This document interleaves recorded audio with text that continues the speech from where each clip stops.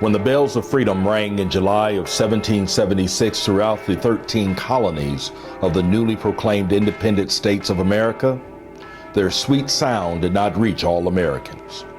Although Thomas Jefferson's Declaration of Independence stated that all men are created equal, that they are endowed by their Creator with certain unalienable rights, that among those are life, liberty, and the pursuit of happiness, there were 500,000 Negro slaves still held in bondage in every one of the 13 colonies.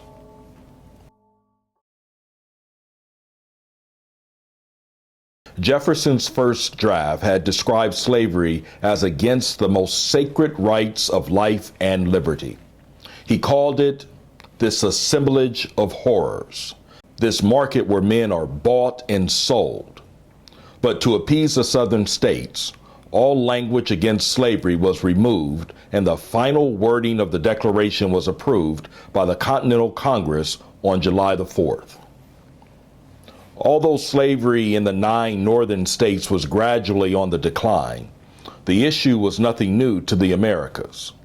From its beginning in British North America around 1619, when a Dutch ship brought 20 enslaved Africans to the Virginia colony of Jamestown, to the passage of the 13th Amendment to the U.S. Constitution in 1865, 12 generations of African Americans had survived the horrors of slavery. Some could trace their family histories back to the Pilgrims. Swing low. At first, black slaves were considered workers, not property, and worked alongside white indentured servants in the tobacco fields of the Chesapeake area of Maryland and Virginia. But gradually their value increased as property, while their rights as humans decreased. White servants could easily run away and blend into society, while blacks found escape nearly impossible. Although most northern states had abolished slavery by 1800, and the practice had been banned in the territory north of the Ohio River, as determined by the Northwest Ordinance of 1787, the slavery trade with Africa continued until 1808. The Fugitive Slave Act of 1793 now protected slavery in the South by allowing slave catchers to cross state lines in pursuit of runaways. And a new clause to the Constitution now enabled states to count a slave as 3/5 of a person in determining representation in Congress, a huge political advantage for Southern states. But it was commerce that provided the biggest demand for slaves. Eli Whitney's invention of the cotton gin in 1793 and England's switch from wool to cotton for its textiles increased the production of cotton in the South from 3,000 bales in 1790 to almost 4.5 million bales by 1860. The increased demand for cotton was now placed squarely on the backs of Southern slaves, and their numbers increased from 700,000 in 1791 to 4 million in 1860.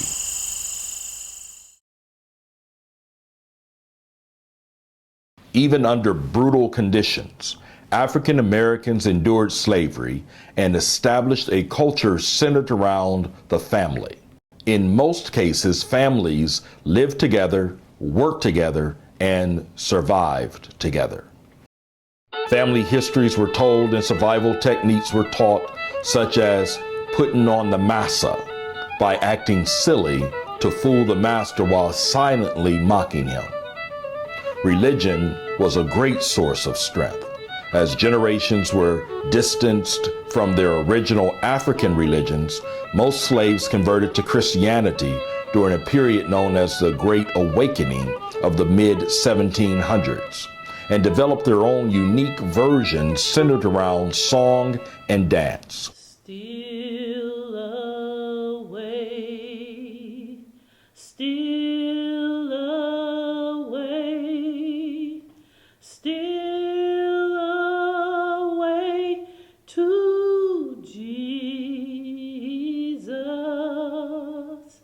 Their spiritual songs mix sorrow and joy, despair and hope, in a style still found today in the blues and jazz.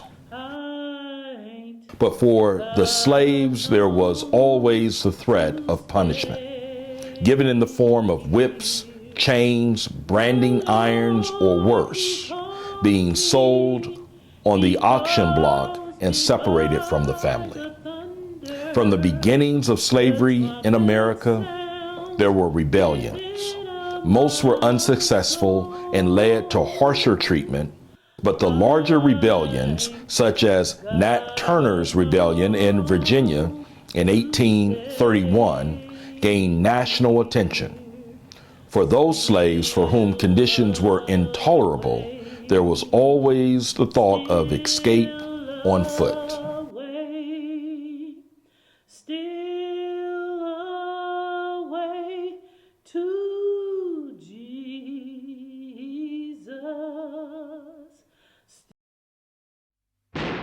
The earliest efforts to abolish slavery in America were led by the Society of Friends, the Quakers. But it was the American Revolution that provided the spark that ignited the fire of abolition. The Declaration of Independence provided the words, "All men are created equal," and the Patriots provided the action. Among them were free Africans.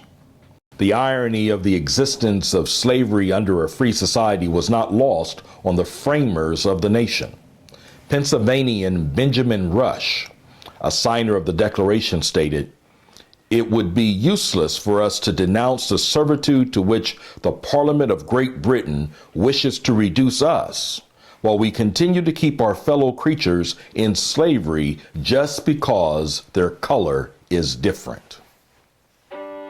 The first formal protest against slavery in the Western Hemisphere was an anti-slavery resolution signed by the Mennonite Quakers in 1688. But it was not until 1775 that the first organized society in the American abolitionist movement was formed in Philadelphia by 24 men, mostly Quakers.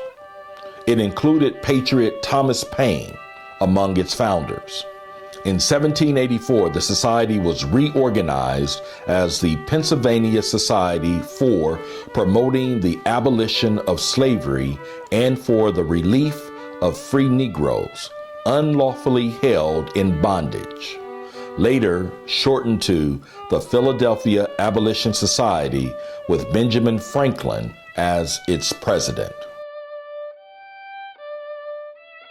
Quickly, similar organizations sprang up in the northern states, and in 1794, an American Convention of Abolition Societies was formed and began efforts to convince Congress to ban slavery. That ban finally came in 1807, when a law was passed in Congress and signed by President Thomas Jefferson to become effective on January the 1st, 1808. The law ended the importation of Africans for enslavement, but did nothing to stop the buying or selling of slaves within the United States. Prophetically, former President John Adams stated, "I shudder to think of the calamities which slavery is likely to produce in this country." Some abolitionists now advocated the colonization of blacks to Africa, Haiti, and other locations outside the United States. In 1824, the American Colonization Society purchased land in West Africa and began transporting Africans. Eventually, over 12,000 were shipped off to this new land called Liberia. But this practice was bitterly opposed by Africans and abolitionists, including the man that would become the leading American abolitionist, William Lloyd Garrison. As long as there remains among us a single copy of the Declaration of Independence or of the New Testament, I will not despair of the social and political elevation of my black countrymen.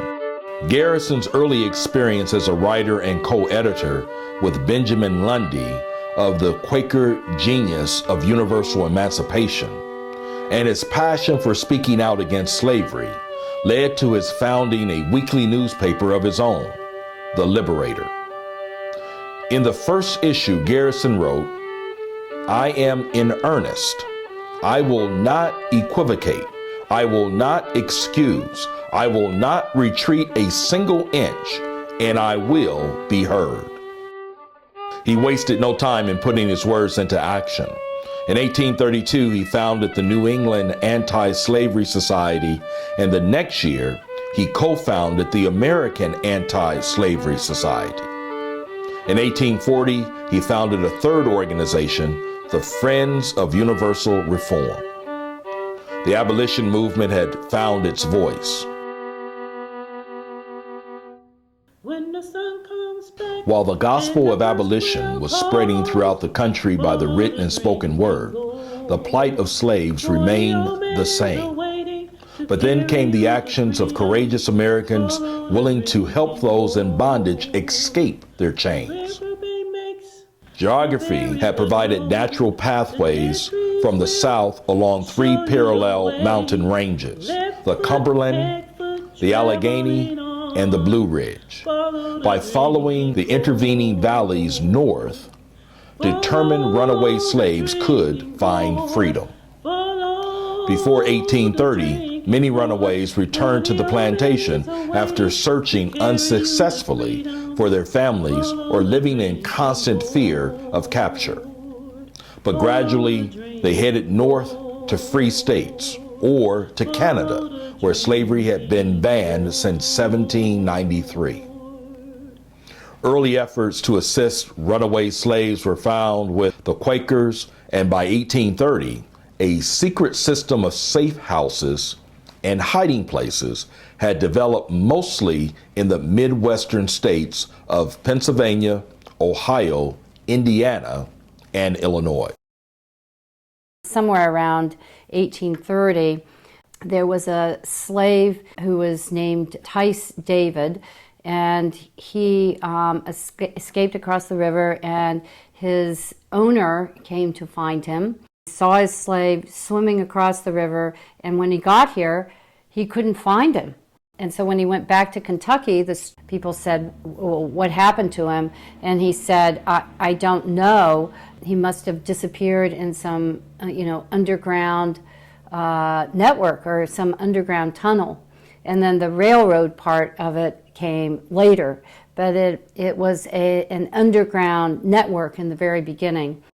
But after 1835, with the emergence of rail transportation, the name was changed to the Underground Railroad, and the network took on the language of the railroad.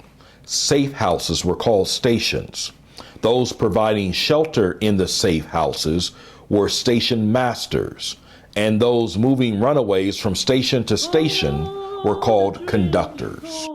Those helping escaped slaves obtain a ticket were called agents, and the runaways were the passengers, riding the freedom train to the promised land. To guide them north, the runaways were told to follow the drinking gourd, a reference to the Big Dipper star formation, whose bowl points to the North Star.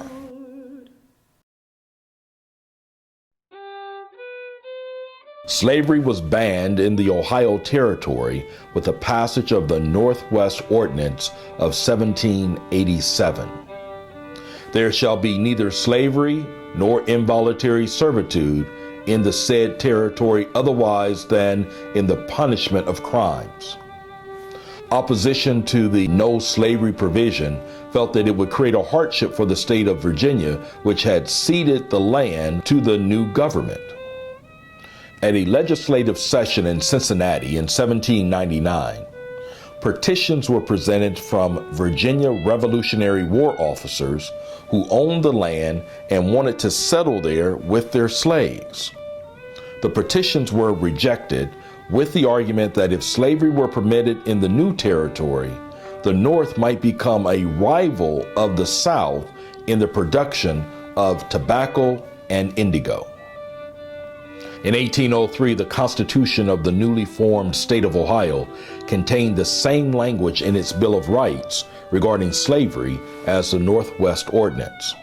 Although Ohio was a free state, many citizens were concerned about economic competition from free blacks who might choose to move to the state, and as a result, the legislature took aggressive steps to limit black immigration, with the passage of the Black Laws of 1804 and its continuation in 1807.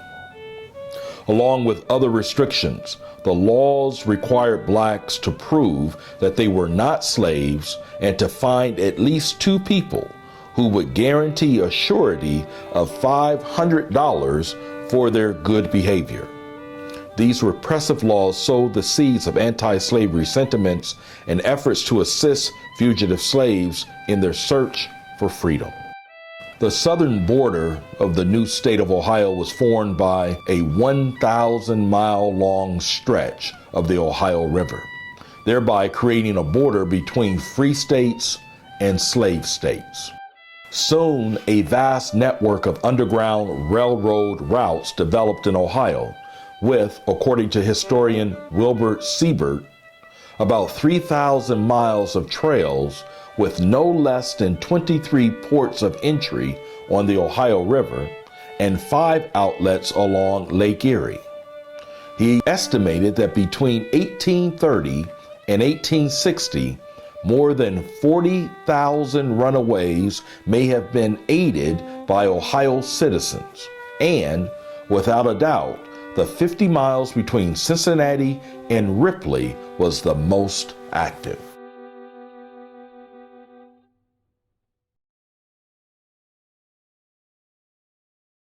In this town, from the very beginning, from 1804, when James Pogue, who founded the town, came from Virginia, he brought his slaves and freed them, and what you had was the foundation for this fabulous grassroots network, because other people from Virginia came, freed their slaves, and settled here. They were Presbyterians, and they were anti-slavery. It's amazing when you think about John Rankin rowing across the Ohio River on New Year's Eve, 1821. He lived in a log house for about 6 months, I guess, and with his family. He then had 4 children. And he and his wife and the 4 children then moved into what became known as the House with the 3 Front Doors. It was a red brick building. It's still here in Ripley, with 3 different living quarters, all with a separate front door. And he and his family lived in one. Eventually, one of his brothers lived in the other. Then a third one was occupied by the editor of a publication, an anti-slavery publication called The Castigator. And it was printed there.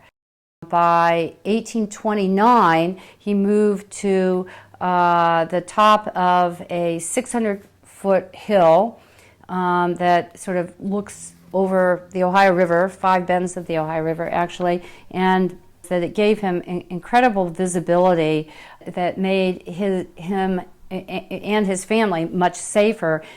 One of the big ties, and something that kind of falls through the cracks of history sometimes, is that John Rankin was a big inspiration to William Lloyd Garrison. William Lloyd Garrison, whom we know was one of the most famous abolitionists in American history, and Garrison claimed that Rankin was his mentor and his inspiration, and that inspiration came from a book that Rankin produced in the 1820s when he still lived in the House with the 3 Front Doors, called Letters on Slavery, which was a series of letters to his brother, who had become a wealthy landowner in Virginia, and wrote a letter to John Rankin in 1823, told him he had bought some slaves. So Rankin in 1824 wrote a series of letters explaining why slavery was so horrible, and how he envisioned the impact of slavery on a nation that condoned it. By 1834, John Rankin was traveling from town to town speaking on behalf of the National Anti-Slavery Society and helping found new local societies. A year later, there were no less than 130 anti-slavery societies in Ohio, including 2 in Butler County at Hamilton and Rossville, consolidated into the Butler County Anti-Slavery Society. The issue of slavery had been heating up for many years. The criminality of slavery continually increases with the progress of knowledge. John Rankin. Knowledge was being spread by new printed publications. Charles Osborne, a Quaker resident of Mount Pleasant, Ohio, published the very first anti-slavery newspaper in the United States called The Philanthropist. In the spring of 1836, James Burney began publishing his new anti-slavery weekly, also called The Philanthropist, in Cincinnati, Ohio. In July, a mob tried to destroy the press, and when Burney resumed publication, a large group went on a rampage against the paper, local abolitionists, and free blacks. After Burney's press was destroyed for a second time, the paper was printed in Springboro, Ohio, and shipped by canal boat to Cincinnati. The anti-slavery movement was not limited to white males. Female anti-slavery societies formed in Ohio and other western states focused on eliminating racist laws, aiding fugitive slaves, and building sustaining schools for blacks. In 1840, a convention of blacks in Butler County met to devise means whereby our children might enjoy the opportunity of receiving the advantages of education. Political pressure in Ohio to repeal the oppressive black laws was now increasing, led by anti-slavery members of the Whig Party. But when they lost support within their own party, they formed a new party in 1840 called the Liberty Party. The Liberty Party became the Free Soil Party, and when a compromise with the Democrats was reached, a bill was passed by the Ohio General Assembly on January 30th, 1849, repealing the black laws and establishing a black school system. While Ohio was taking steps forward regarding justice for African Americans, the federal government was moving backwards. A decade before Ohio had become a state in 1803, the U.S. Congress had passed the Fugitive Slave Act, establishing that runaway slaves were subject to capture and removal from the territory. Although it was tested in the courts many times, the law made it clear that slaves who escaped into Ohio were returnable. The Compromise of 1850 regarding the status of territories acquired after the Mexican-American War of 1848 led to the strengthening of the Fugitive Slave Act by putting the role of enforcement in the hands of the national government and out of the state courts. Protests erupted in northern states. Ohio Representative Joshua R. Giddings proclaimed, "Let no man tell me there is no higher law than this fugitive slave bill." For the next decade, neither the federal government or the state courts could resolve the issue. That would take a civil war and the loss of over 600,000 Americans.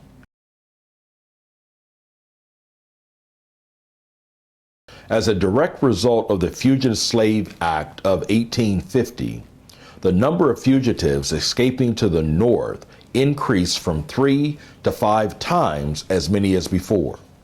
So the Underground Railroad and this network of houses, safe houses, and people who cared about ending human bondage was all through the state of Ohio. The 1850 census counted 1,087 citizens in the small village of Middletown, Ohio, located in the northeastern corner of Butler County. Primarily an agricultural community, the main industry was pork packing. 3 large pork houses were butchering 60,000 pigs a year and shipping them to Cincinnati on the Miami and Erie Canal. The canal had begun in Middletown on July 21st, 1825, and quickly provided the town a link to the growing eastern markets. In 1852, Middletown would see the beginning of a new industry when a hydraulic canal was built to provide power to the Irwin Brothers Paper Company, the first of several new paper companies being built in the city. The boundaries of Middletown were now defined by two waterways, the Great Miami River on the west and the Miami-Erie Canal on the east. Both would be used as Underground Railroad routes.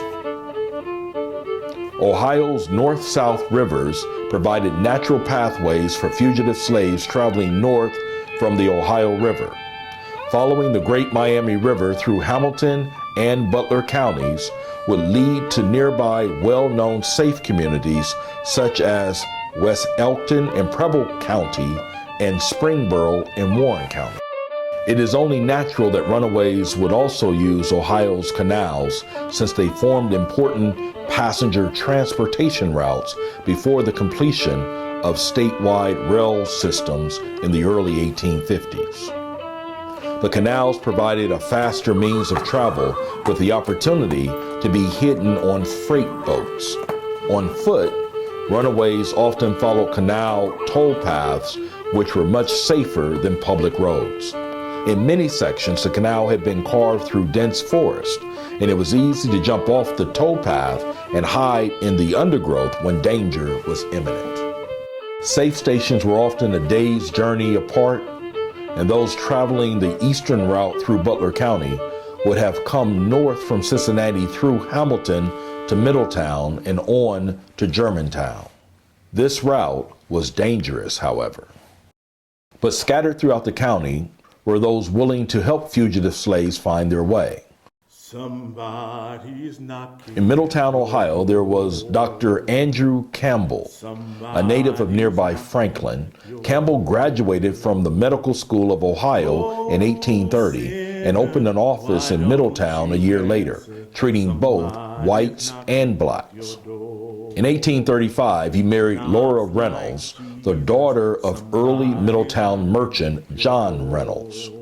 The Campbells were Presbyterians. Dr. Andrew Campbell owned a home located at the corner of Broad Street and 3rd Street, now Central Avenue, just 1 block west of the canal. The Campbells were ardent abolitionists, and their home had a large loft and cellar in which fugitives could be hidden.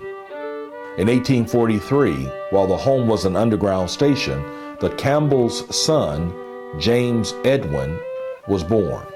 James was schooled by the Presbyterian minister John B. Morton in Middletown and went on to an illustrious career and election to the governor's office in 1890.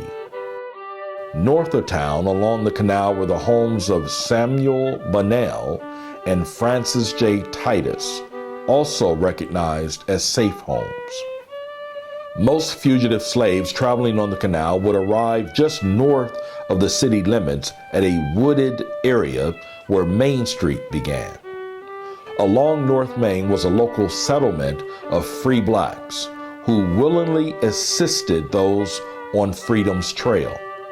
The location was identified by a large stone and a brick home built by John Preston.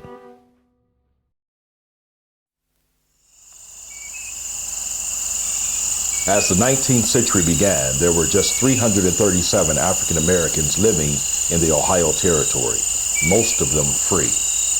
When the 1803 Ohio Constitution outlawed slavery, the few slave owners in southern Ohio fled south across the Ohio River into Kentucky.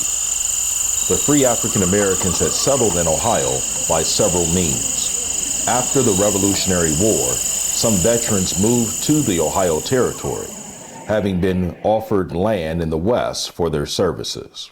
Those with slaves set them free.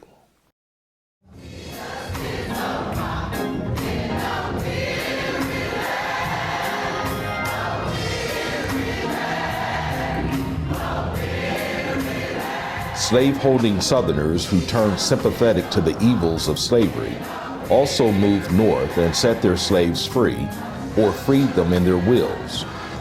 Some were even left land purchased by the estate.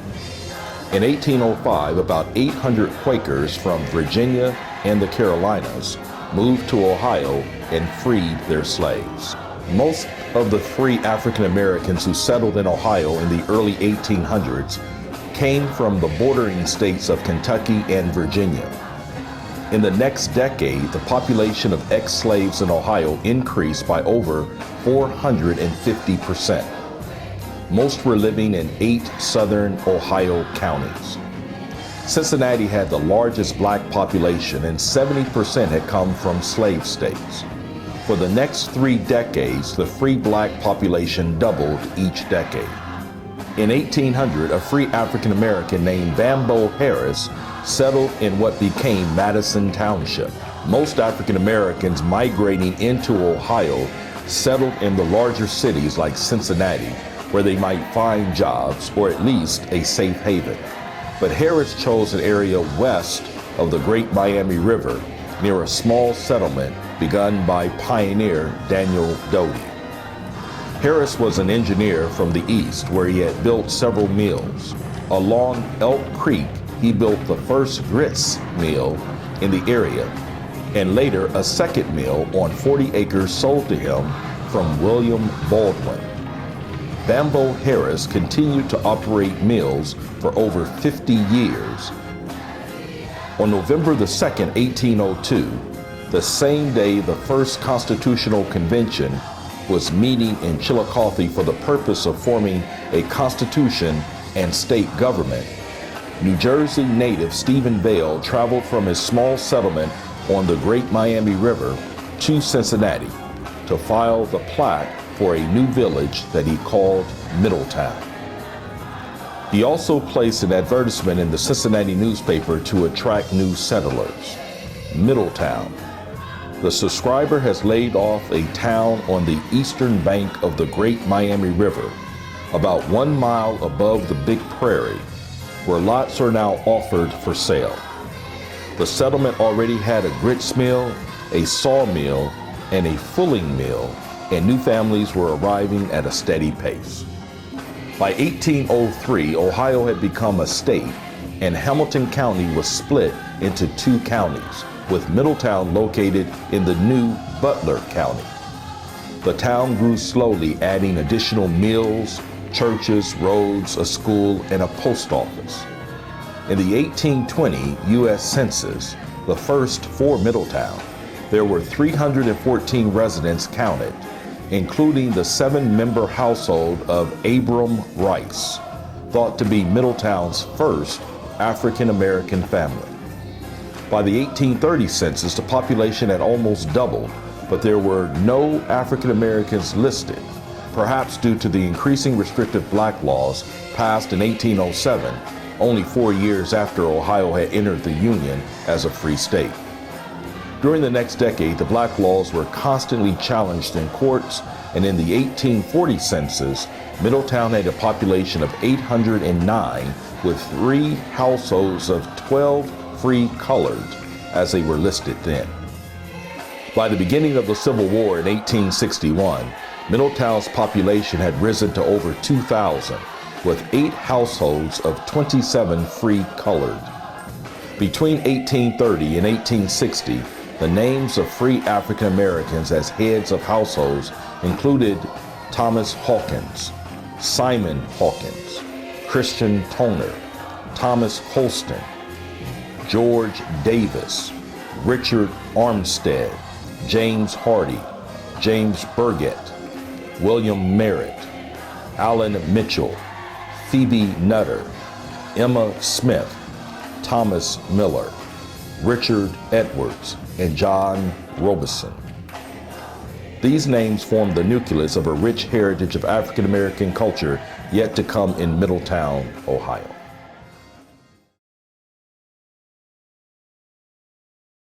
By 1850, the political pot of slavery in America had been simmering for decades and was continuing to heat up as the country began expanding west to the huge territory won in the 1848 war with Mexico.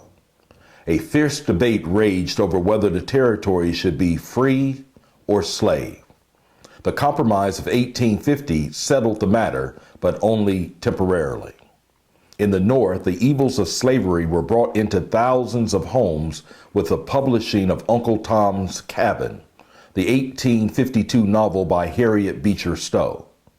Its characters were based on real people, places, and incidents in southwestern Ohio.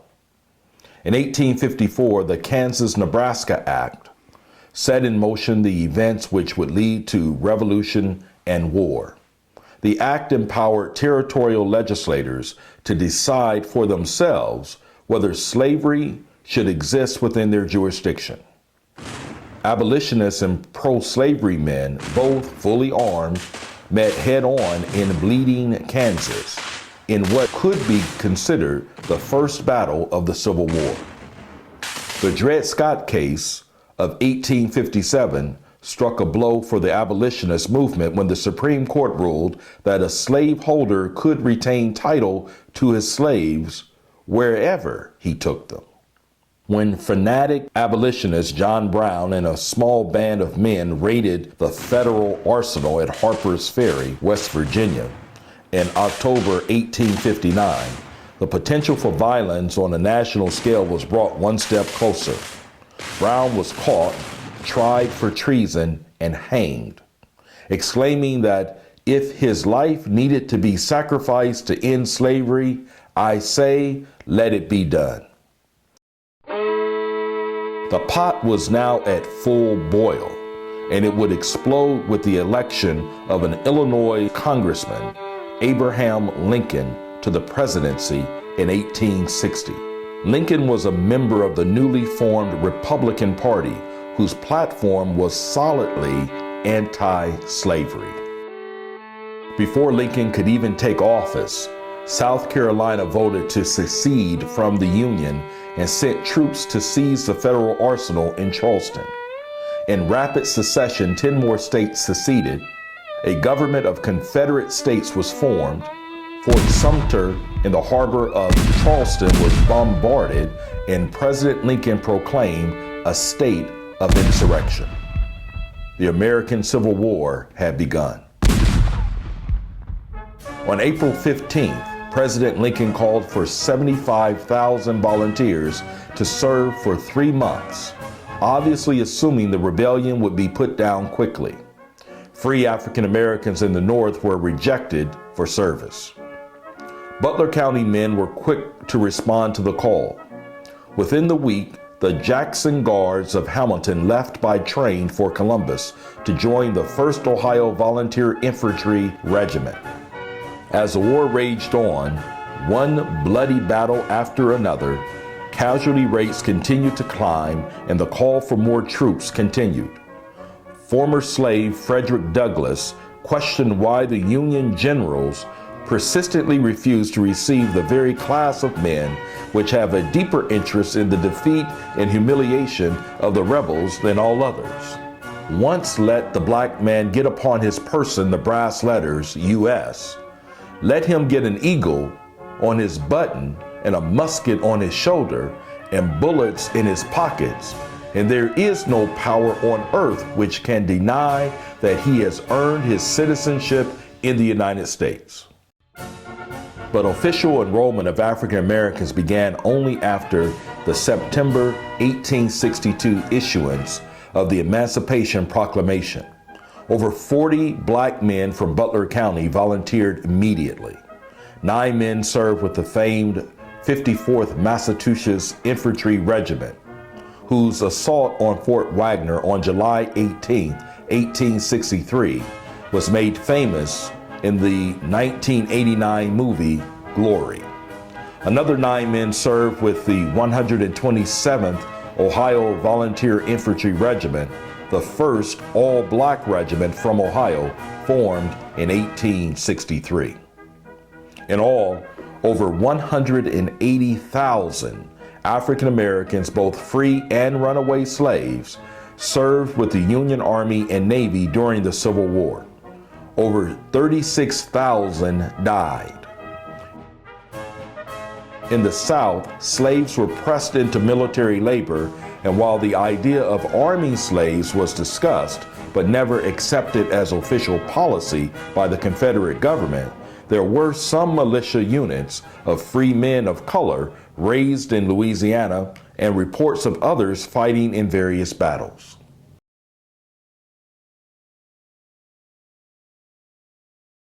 Since his election in 1861, President Lincoln had been urged by abolitionists to free all the slaves. Throughout 1862, Congress passed legislation gradually granting freedom to slaves in the District of Columbia and U.S. territories. But in September of 1862, abolitionists again demanded an end to slavery. On September 22nd, Lincoln called his cabinet into session and issued the preliminary proclamation. The final proclamation was issued on January the 1st, 1863. The proclamation meant freedom for 3.1 million slaves in the 10 southern states then in rebellion, but it immediately freed only 50,000 slaves. The rest would be freed as Union armies advanced in the South. More importantly, it proved to Americans and the world that the Civil War was now being fought to end slavery. Of course, back then it was hallelujah, it was Jubilee time. The Emancipation Proclamation sent from heaven back then. But now it's sort of retreated. There's been those many years between it. It's still respected, honored, and admired, but it probably doesn't have the emotional force. It couldn't have the emotional force as it had back then. In 1863, a three-day battle raged in and around the town of Gettysburg, Pennsylvania. It had the largest number of casualties in the Civil War, with over 23,000 on both sides, and was considered a turning point in the war as Union General George Meade's Army of the Potomac defeated Confederate General Robert E. Lee's Army of Northern Virginia and ended Lee's invasion of the North. Reburial of the Union dead began in October, and in November, President Lincoln was invited to say a few words at the official consecration of the National Cemetery at Gettysburg. In his now famous address, just 10 sentences long, Lincoln made a direct reference to the importance of the Emancipation Proclamation when he said, "We here highly resolve that these dead shall not have died in vain, that this nation, under God, shall have a new birth of freedom, and that government of the people, by the people, and for the people shall not perish from the earth." Abraham Lincoln won re-election to the presidency in 1864 and pressed the lame duck Congress to pass a constitutional amendment abolishing slavery throughout the United States.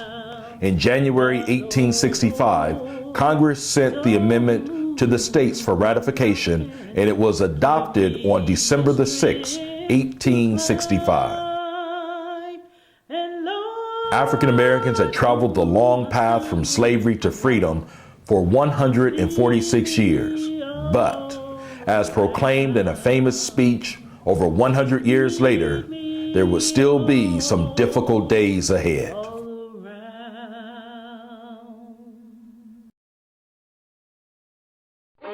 When at last the South surrendered on April the 9th, 1865, African Americans rejoiced, only to sink into deep sorrow just 5 days later when President Abraham Lincoln was assassinated by John Wilkes Booth. Though the Civil War was over, the path ahead was far from clear. After emancipation, 4 million freedmen were suddenly on their own. They were no longer property, but not yet citizens. Most went back to the work they had done before and were subjected to the same or worse conditions they had as slaves. New black codes were passed in many southern states to restrict their new freedom. To correct these conditions, the U.S. Congress began in March 1867 to reconstruct the South and under military rule, Southern states adopted new constitutions giving the vote and other civil rights to blacks, guaranteed by the passage of the 14th and 15th Amendments to the U.S. Constitution. But life in the South was still not easy for blacks. Most of the 4 million freedmen could not read or write, having been denied an education by the laws of the pre-war South. Hundreds of schools, staffed by Northern volunteers, were set up by the government's Freedmen's Bureau. And that's the best thing that happened to the South. During Reconstruction, the African American was always hungry for education. And one of the first things he did is set out these schools. But the whole push for education, free public education in the South, let alone at the college level, was a part of the legacy of that particular time. Education was, in a sense, a weapon. It was more than a badge or an ornament of honor. It was a weapon to preserve the freedom that African Americans had achieved. Those with some skills found that jobs were scarce in the many cities and towns severely damaged during the war. Life for blacks now turned into a nightmare as race hatred reached a fever pitch. The feared Ku Klux Klan was organized in late 1865, and lynchings were widespread. In this atmosphere of violence, many blacks headed west. During the 1870s, more than 100,000 African Americans moved to Texas, and about 54,000 to Kansas. In Oklahoma, 26 all-black towns were founded between 1889 and 1910. During Reconstruction, African Americans made steady progress in Southern politics and higher education. Between 1870 and 1901, 20 representatives and 2 senators, including 13 former slaves, were seated in Congress.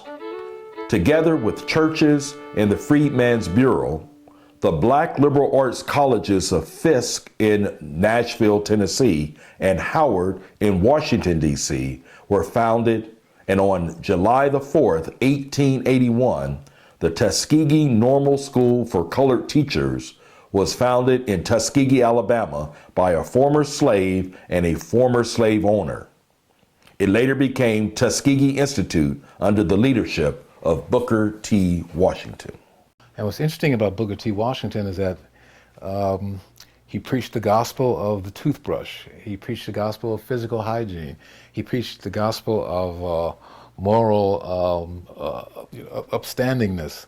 And if you go back and read some of his letters and some of his speeches to students doing chapel, you'll see he was almost a father figure there in Tuskegee. So he's very protective of his students who go out into the world and hopefully make change.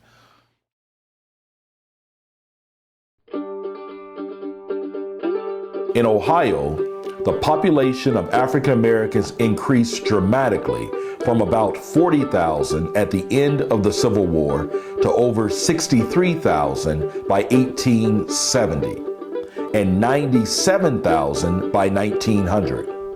In Middletown, Ohio, during the same period, the number of African Americans increased from 49 to 306.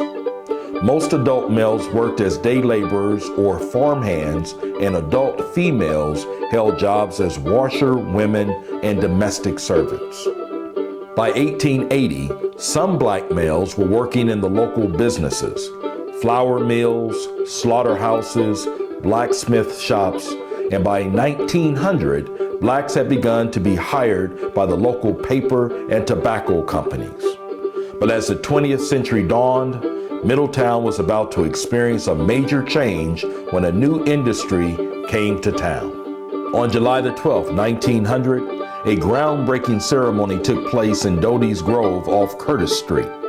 Work had already begun on the new plant, but on this day, local citizens turned out to welcome the American Rolling Mill Company to Middletown.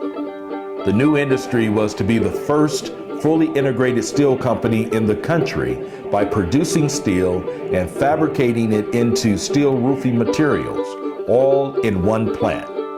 Its visionary leader was George M. Verity, and his leadership would have a profound effect on the city in future years. Middletown was already a tobacco and paper town, and in a few short years, it would be known as the Tip City, tobacco, iron, and paper. The American Rolling Mill Company, shortened to ARMCO, would prove to have a huge impact on the local population and those whose paths would soon lead to Middletown. By the time the first furnace was completed and the first heat was ready to tap on February the 7th, 1901, the company employed about 200 men, mostly experienced steelworkers who had built plants in Europe and in the U.S. By 1910, ARMCO decided to expand with a huge mill east of town that would employ an additional 1,200 men. Markets for steel products were increasing as far-reaching changes in communications and transportation were taking place, and the Curtis Street facility was limited in space.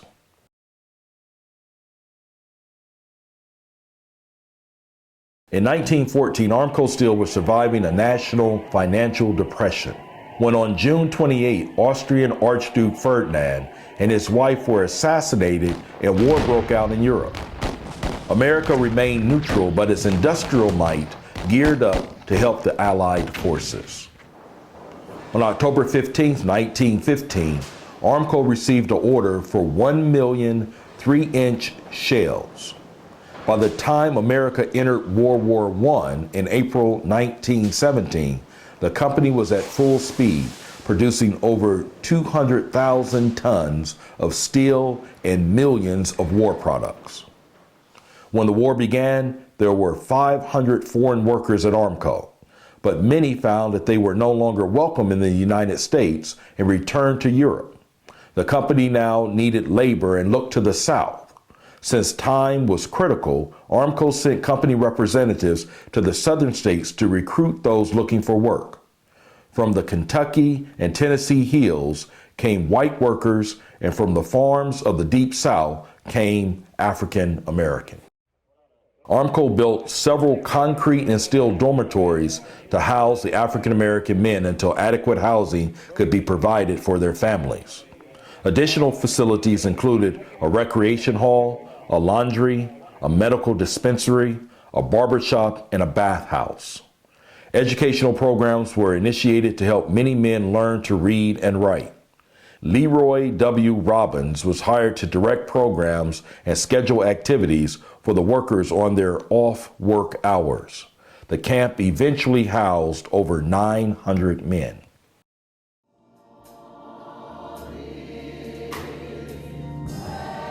When World War I ended in 1918, the construction of new housing increased, and the ARMCO-financed Middletown Realty Company developed the community of Bond View on 17th and 18th Avenues. These brick cottages became the homes for the families of ARMCO's black employees, sold to them on affordable terms. Next, there was the need for a school in the neighborhood, as the nearest school, South School, was several blocks away. ARMCO donated the finances to build a modern brick school building. On May the 10th, 1918, ground was broken for Booker T. Washington School, located on South Main Street between Montgomery and Virginia Avenues, now 16th and 18th. ARMCO and the Middletown Schools Board of Education hired personnel. Miss Laverne Waters for the first grade, Miss Marion Smith for second and third, and Miss Ida Thompson for fourth, fifth, and sixth grades. Miss Thompson also served as the first principal. Miss Willie Mae Durant, an employee of ARMCO, taught kindergarten, served as advisor for the Girls Club in the afternoon, and organized playground activities in the summer. Another ARMCO employee, L.W. Robbins, formerly on the music faculty at Tuskegee Institute, taught violin and piano at the school. The new school opened with 114 pupils on September the 9th, It was exclusively for African American children of elementary age and included 6 classrooms and an auditorium with a stage and 2 dressing rooms. We had wonderful teachers there. We were very well prepared going into McKinley Junior High School, then ultimately Middletown High School. So as a symbol, of preparation, it stands, and it links easily with Booker T himself. Booker T. Washington School became a social center for the area known also as Cloverdale. Movie shows, musical programs, and lectures were held there on a regular basis. Clark Fielding Hampton, a musician and artist, was appointed director of community programs and developed education classes and cultural activities. Hampton had been hired in 1917 by Armco to organize activities for the newly formed Armco Colored Club. As the black community continued to grow, Armco donated 13 acres of land in 1922 to the city for the use of African Americans in the area. Douglas Park, named for Frederick Douglass, was developed, and in 1933, a swimming pool was built. In 1923, when the Colored Community Association was formed, they asked Armco for help in obtaining a clubhouse.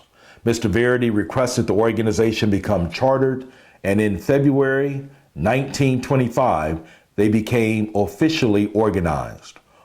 On March the 1st, 1925, Armco leased the old Doty House, formerly occupied by the Armco Foreign Club, to the group. And the center opened on May the 2nd with J.M. Pollard as director. The organization later became the Armco Colored Employees Club.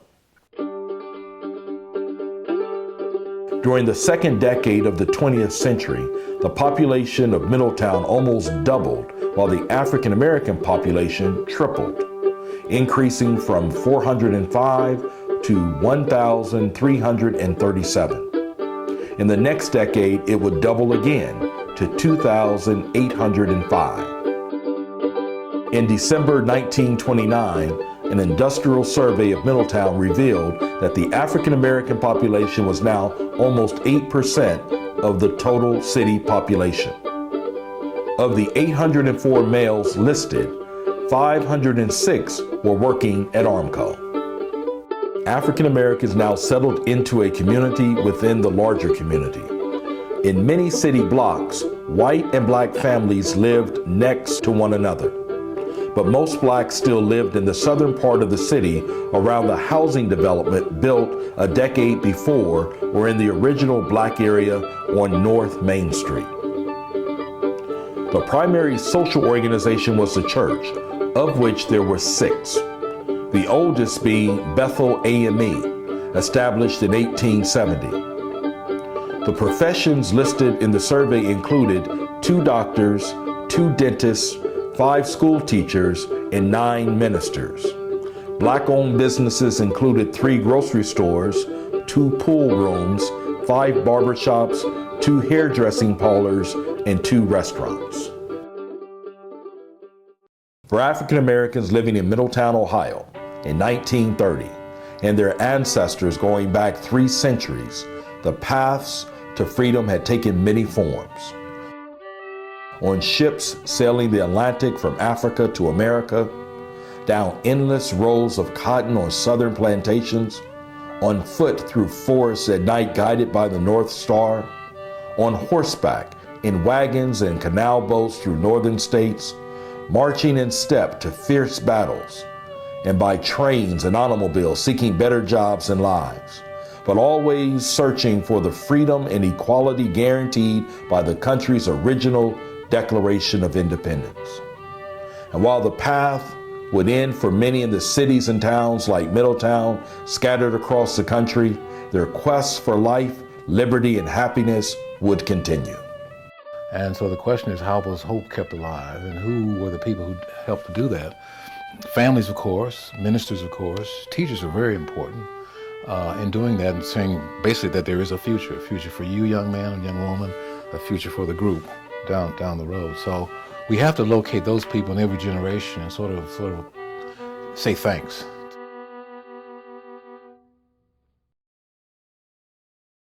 After 1930, the long path to freedom would continue for all African Americans through a Great Depression, increased racial and class conflicts, another world war, and 100 years after slaves were emancipated, the tumultuous years of a civil rights movement. Demanding their voices be heard, blacks sang, prayed, stood up, sat in, spoke out, and marched for their rights all across America until laws were passed and restrictions lifted. Those voices now speak to today's generation of blacks and whites to continue the long path to freedom together as one America.